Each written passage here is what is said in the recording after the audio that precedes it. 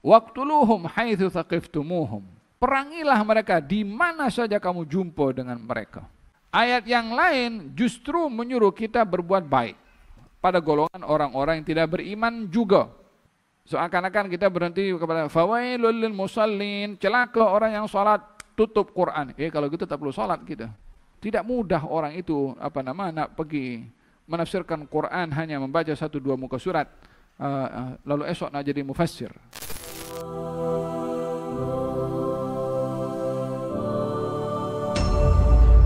Bab qauluhi ta'ala wa qatiluhum hatta la takuna fitnatun wa yakuna ad-dinu kulluhu lillah.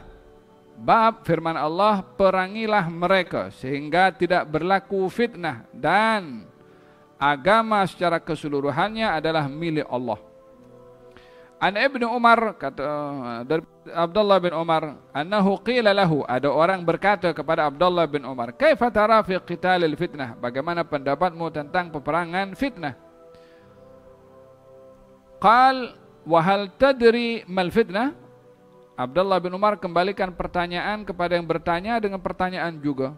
Kamu bertanya kepadaku tentang peperangan fitnah, apa yang kamu tahu tentang perang fitnah? Kata Abdullah bin Umar. Maka dijawab sendiri, alasan Abdullah bin Umar memaklumkan kepada orang yang bertanya, kana Muhammadun sallallahu alaihi wasallam yuqatil musyrikin. Baginda Rasulullah memerangi kaum musyrikin. Wa kana ad-dukhul alaihim fitnah. Berperang kepada mereka itu fitnah, maksudnya dugaan. Walaysa ka qitalikum 'alal mulki, bukan seperti peperangan yang kamu sedang lakukan saat ini, yaitu peperangan untuk meraih kekuasaan. Membedakan antara perang menegakkan kalimat Allah melawan kaum musyrikin yang memerangi dan peperangan untuk merebut kekuasaan. Peperangan yang dimaksudkan pada ayat ini waqatiluhum hatta la takuna fitnah, perangilah sehingga tidak berlaku fitnah, ada peperangan kepada kaum musyrikin yang memerangi, itu pun kena dibatasi kepada kaum musyrikin yang memerangi.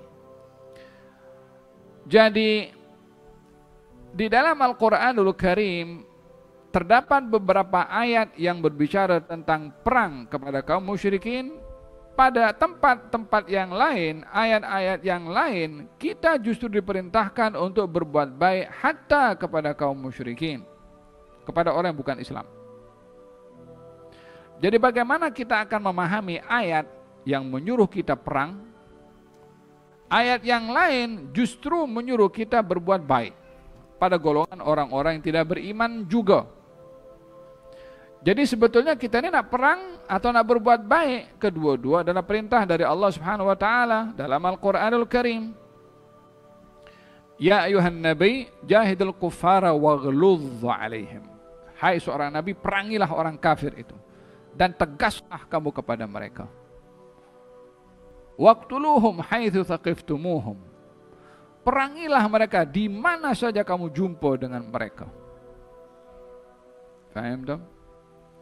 Kemudian ya ayyuhalladzina amanu la tattakhidhu aduwwi wa aduwwakum awliya'a tulquna ilaihim bil mawaddati wa qad kafaru bima ja'akum minal haqqi yukhrijuna ar-rasula wa iyyakum.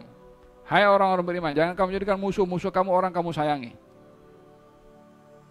La tajidu qauman yu'minuna billahi wal yawmil akhir yuwadduna man haddallaha wa rasulah. Kamu tak akan jumpa orang beriman akan mengasihi kepada orang-orang yang memusuhi Allah Subhanahu wa taala dan memusuhi rasulnya. Ini kan dahsyat semua ini terhadap orang kafir.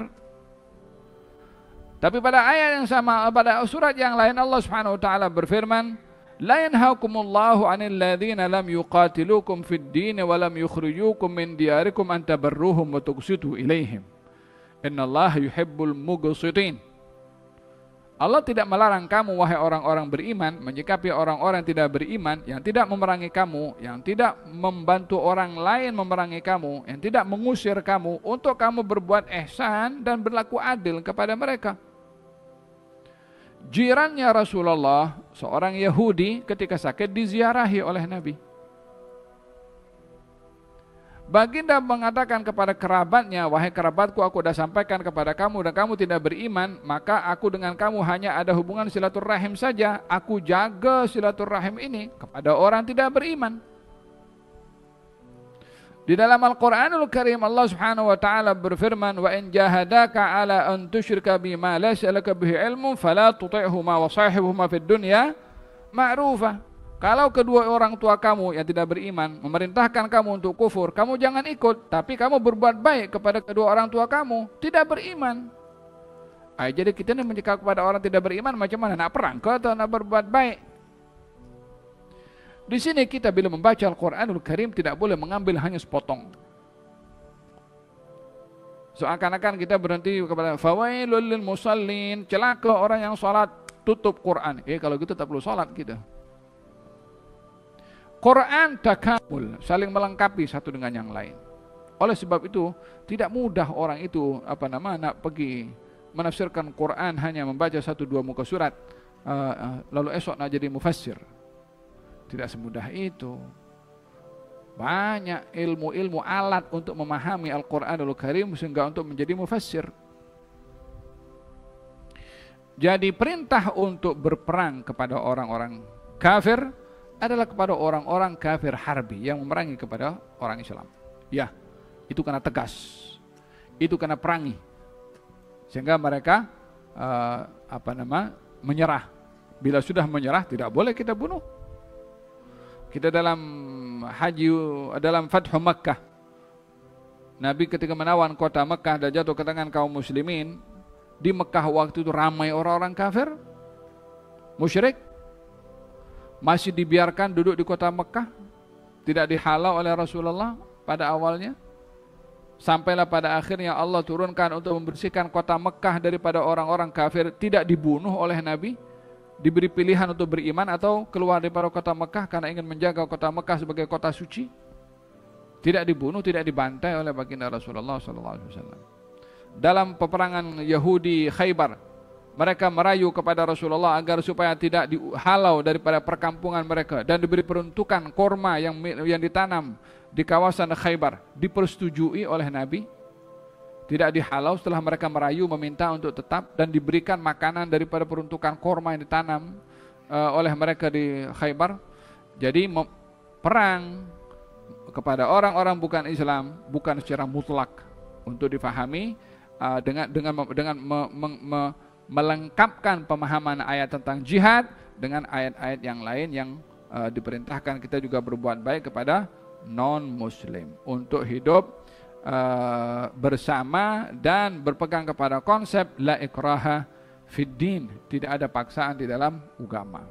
Jadi berbicara tentang fitnah yang terjadi antara kaum muslimin, maka dalam hal ini mengelak kita daripada terlibat dalam fitnah. Bukan hanya kita tidak melibatkan diri akan fitnah yang boleh menumpahkan darah orang lain, tetapi kita tidak melibatkan diri pada fitnah dengan menjaga kita punya lisan daripada menodai kehormatan orang lain.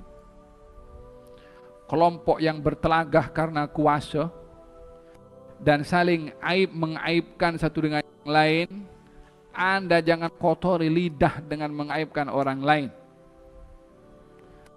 Hifdzul yad minad dam wal lisan minad dham.